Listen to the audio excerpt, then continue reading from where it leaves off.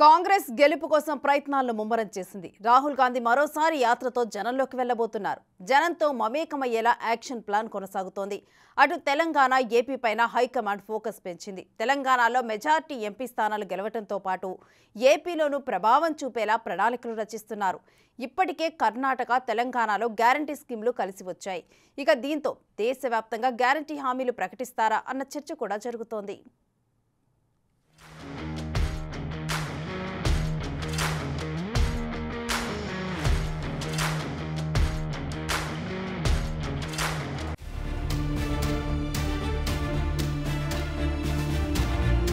దేశ ప్రజలను ఏకం చేసేందుకు కొద్ది నెలల క్రితం కాంగ్రెస్ అగ్రనేత రాహుల్ గాంధీ భారత్ జోడో యాత్ర చేపట్టారు. ఆ పాజిటివ్ వైబ్స్ ఇంకా కొనసాగుతున్నాయి. పార్టీకి రాహుల్ నాయకత్వ పటిమను మరింతగా పెంచేశాయి. తాజాగా ఆయన మరోసారి యాత్రకు రెడీ అయ్యారు. ఈసారి దేశంలోని తూర్పు నుంచి పశ్చిమ ప్రాంతం వరకు భారత్ న్యాయ యాత్ర చేపట్టనున్నట్లు కాంగ్రెస్ ప్రకటించింది. వచ్చే ఏడాది సార్వత్రిక ఎన్నికల నేపథ్యంలో రాహుల్ యాత్ర ప్రాధాన్యం సంతరించుకుంది. వచ్చే ఏడాది జనవరి 14 నుంచి మార్చి 20 వరకు ఈ యాత్ర నిర్వహించనున్నట్లు ఏఐసీసీ ప్రధాన కార్యదర్శి కేసీ వేణుగోపాల్ వెల్లడించారు. మణిపూర్ నుంచి ముంబై వరకు మొత్తం 6,200 కిలోమీటర్ల మేర యాత్ర కొనసాగనుంది. ఈ యాత్రలో మహిళలు, యువత, బలహీన వర్గాల ప్రజలను కలిసి మాట్లాడతారు. మణిపూర్ నుంచి మొదలయ్యే ఈ న్యాయ యాత్ర నాగాలాండ్, అసోం, మేఘాలయ, బెంగాల్, బీహార్, జార్ఖండ్, ఒడిశా, ఛత్తీస్గఢ్, ఉత్తరప్రదేశ్, మధ్యప్రదేశ్, రాజస్థాన్, గుజరాత్ మీదుగా సాగి మహారాష్ట్రకు చేరనుంది. ఈసారి మొత్తం 14 రాష్ట్రాల్లోని 85 జిల్లాల్లో ఇది జరుగుతుంది. అయితే గతంలో మాదిరిగా పూర్తిగా పాదయాత్ర కాకుండా ఈసారి మధ్యలో బస్సు యాత్ర కూడా ఉండనుంది. భారత్ న్యాయ యాత్ర from January 14 to March 20th from Manipur to Mumbai. We have done a Rahul Gandhi led a yatra from Kanyakumari to Kashmir, traveling 4,500 kilometers. That was a historic yatra in Indian political history. Now Rahul Gandhi is doing a yatra with the great experience from the first Bharat Jodo Yatra. Certainly, this yatra is going to interact with the youth of this country, women of this country, or marginalized people, and different. This yatra will cover 14 states.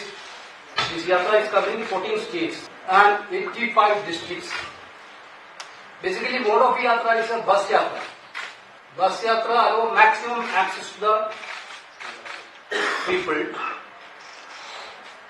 on the way. గతేడాది September 7న Bharat Jodo యాత్రను రాహుల్ గాంధీ చేపట్టారు. కన్యాకుమారిలో మొదలైన ఈ యాత్ర దాదాపు 5 నెలల పాటు 4,500 కిలోమీటర్ల మేర 12 రాష్ట్రాల్లో సాగింది. కశ్మీర్లోని లాల్ చౌక్లో జాతీయ జెండా ఎగురవేసి దీన్ని ముగించారు. రాహుల్ గాంధీ పాదయాత్ర చేస్తున్న సమయంలో ఆయా రాష్ట్రాలకు చెందిన ప్రముఖులు వచ్చి పాదయాత్రలో పాల్గొని సంఘీభావం తెలిపారు. అప్పుడు దక్షిణ భారత్ నుంచి ఉత్తరాది వరకు యాత్ర చేపట్టిన రాహుల్ ఈసారి తూర్పు నుంచి పశ్చిమ వరకు యాత్రలో పాల్గొననున్నారు. మరోవైపు కాంగ్రెస్ పార్టీ ఆవిర్భావ దినోత్సవాన్ని ఘనంగా నిర్వహించేందుకు హస్తం పార్టీ రెడీ అయింది.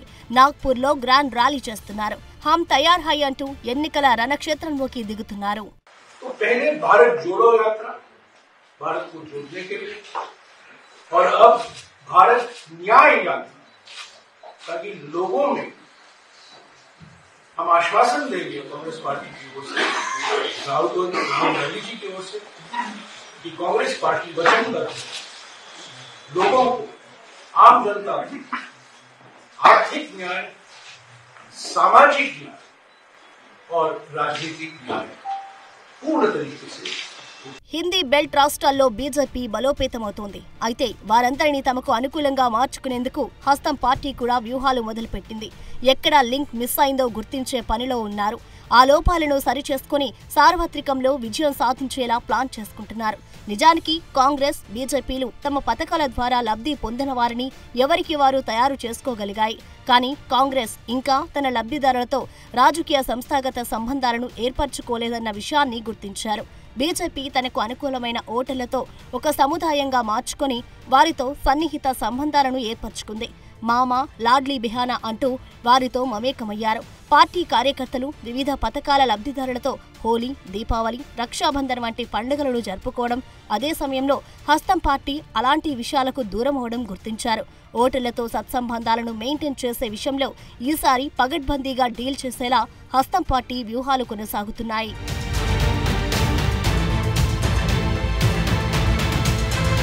రూరల్ ఇండియాలో గ్రామీణ ప్రజలకు నమ్మకం చాలా ముఖ్యం. తెలంగాణలో ఆ నమ్మకమే కాంగ్రెస్ కు అధికారాన్ని కట్టబెట్టింది. ఇప్పుడు సార్వత్రిక ఎన్నికల్లోనూ అదే రూరల్ ఇండియాతో బాండింగ్, కనెక్టివిటీని పెంచుకునే ప్లాన్తో కాంగ్రెస్ ఉంది. మధ్యప్రదేశ్, ఛత్తీస్గఢ్లలో సనాతన ధర్మానికి సంబంధించిన అంశాన్ని ప్రధాన ప్రచార ఆయుధంగా మలుచుకుంది బీజేపీ. ఇదే విషయంపై కాంగ్రెస్ కూడా ఆచితూచి వ్యవహరిస్తోంది. అటు ఓబీసీలను ఆకట్టుకునే ప్రయత్నాలను హస్తం పార్టీ మరింత పెంచింది. కులగణన డిమాండ్నే కాంగ్రెస్ నమ్ముకుంటోంది. ఎన్నికల్లో కుల ప్రభావం ఉన్నా ఓటర్ల మూడ్, ఓటరు నాడి ఎలా ఉందో తెలుసుకోవడం కూడా ముఖ్యమే. అందుకే అన్ని అంశాల్లో వారితో మమేకమయ్యేలా ప్లాన్ చేసుకుంటోంది హస్తం పార్టీ. సార్వత్రిక ఎన్నికల్లో గెలుపు శాతం పెంచుకునేందుకు ఇండియా కూటమిలో కాంగ్రెస్ స్పీడ్గా వ్యవహారాలు నడిపిస్తోంది. 5 సభ్యులతో పొత్తుల కమిటీని ఏర్పాటు చేస్తుంది. తగ్గాల్సిన చోట తగ్గుతోంది. ప్రస్తుతం తెలంగాణ అసెంబ్లీ ఎన్నికల్లో గెలిచిన కాంగ్రెస్ పార్టీ 17 ఎంపీ స్థానాల్లో మెజారిటీ గెలుచుకోవాలనే లక్ష్యంతో ఉంది. అసెంబ్లీ ఎన్నికల టైంలో ప్రకటించిన 6 గ్యారెంటీలను 100 రోజుల్లోపే పట్టాలెక్కించడం ద్వారా ఓట్లు రాబట్టుకోవాల్సి ఉంది. వచ్చే ఏడాది మార్చి 16తో ప్రభుత్వం ఏర్పడి 100 రోజులు పూర్తవుతోంది. బలహీనంగా ఉన్న పార్లమెంటు నియోజకవర్గాల్లో ఎలా ముందుకు వెళ్లాలో డిసైడ్ అయ్యారు. తెలంగాణలోని 17 నియోజకవర్గాలను మంత్రులను, సీనియర్ నాయకులను ఇన్ఛార్జీలుగా నియమించారు. మరోవైపు కీలకమైన ఏపీలో కాంగ్రెస్ ఏమాత్రం దూకుడు చూపలేకపోయింది. అయితే ఈసారి కాస్తైనా సీన్ మార్చాలనుకుంటున్నారు. ఏపీలో ఒకేసారి అసెంబ్లీ, లోక్సభ ఎన్నికలు జరగనుండడంతో ప్రభావం చూపేలా యాక్షన్ ప్లాన్ రెడీ చేస్తున్నారు. వైఎస్ జగన్ సోదరి షర్మిలను రంగంలోకి దింపుతారా అన్న చర్చ జరుగుతోంది. తాజాగా ఏపీ కాంగ్రెస్ నేతలతో జాతీయ అధ్యక్షుడు మల్లికార్జున ఖర్గే, రాహుల్ గాంధీ, కేసీ వేణుగోపాల్ చర్చలు జరిపారు. ఏపీ పీసీసీ చీఫ్ రుద్రరాజు, కొత్త ఇన్ఛార్జి మాణిక్యం ఠాకూర్ సహా రాష్ట్ర పార్టీ ముఖ్య నేతలు ఢిల్లీలోనే మకాం వేశారు. సార్వత్రిక ఎన్నికల్లో సత్తా చాటే వ్యూహాలు రెడీ చేస్తున్నారు. అయితే ఆంధ్రప్రదేశ్లో వాస్తవ పరిస్థితులు, అయితే ఇవాళ ఉన్న వాతావరణంలో ఏ విధంగా కాంగ్రెస్ పార్టీని బలోపేతం చేయాలి, విజయానికి పునాది వేయాలి అనేది చర్చించడానికి ఈవేళ ఈ మీటింగ్ జరగబోతుంది. కర్ణాటక విజయం తర్వాత ఏ విధంగా అయితే తెలంగాణలో విద్యావకాశాలకి చాలా బలంగా ఉత్సాహం పెరిగిందో అలాంటి పరిస్థితి ఇవాళ కాంగ్రెస్ లీడర్స్లోని, తర్వాత వర్కర్స్లోని కూడా ఆంధ్రప్రదేశ్లో కనిపిస్తుంది తెలంగాణ విజయం తర్వాత.